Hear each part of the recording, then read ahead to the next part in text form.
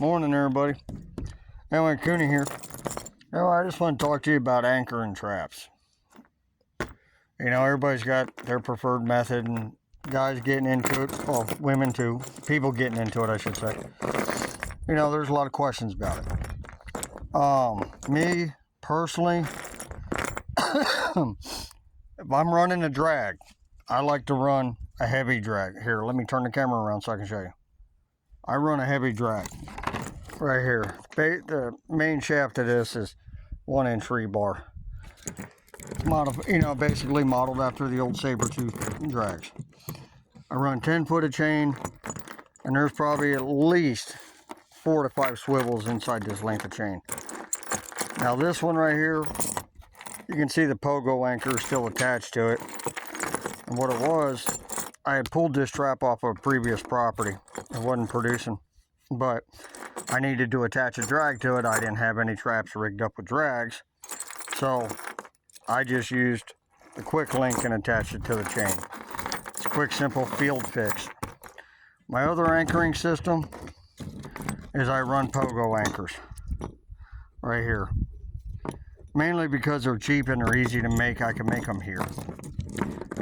I'll run anywhere from roughly 2 foot to 30 inches of chain, and then the anchor. I'll use 1/8 inch cable on pogos, swing set chain. Be honest with you, a lot of it's what I can scrounge up and get for free. But I drive my pogo anchors in roughly 14 inches. And I've never had an animal pull out. I'm using the 1.5-inch washers, and I've had good success with them. Heavy drags, firm believer in them. Minimum 10 foot of chain.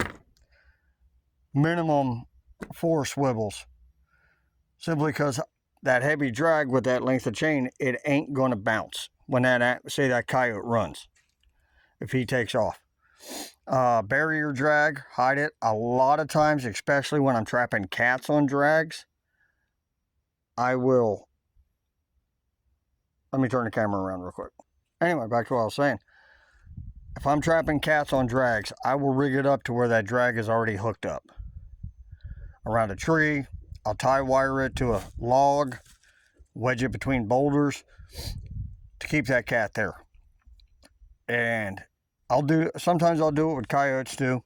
And the reason being, a lot of guys say, oh no, let them run. They disturb the set, everything like that. Yeah, if they're caught at the set, they do tear it up a lot. Especially coyotes. They're going to test drive your equipment. I like keeping the animals there because they leave a lot of scent there. Now with the pogos, if I'm out in, say, a hay meadow or a pasture and I catch a coyote, you're going to get a catch circle. It's a given. Remake that set. Remake it. Whether you catch a skunk or a coyote, remake it. There's a lot of attractive scents there. But I will additionally add another set about a foot outside of that catch circle. Whether it's a scent post set, just a simple marking set. And that'll catch a second one a lot of times too. One that's afraid to enter that catch circle. And I've caught doubles doing that too. But my attitude is this. If you're trapping for mice, anchor for an elephant. Just envision that animal making off with your trap. Okay, so you want to prevent that. Anyway, that, or, as trappers, we do have accidental catches as, say, stray dogs.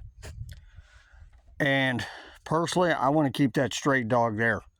Because if I can release him and send him on his way, I'd rather do that than have him show up home with my trap attached to his leg and I get a phone call. And it just saves a lot of headaches. But anyway, I hope this helps y'all. And you guys have a good day. Thanks. Later.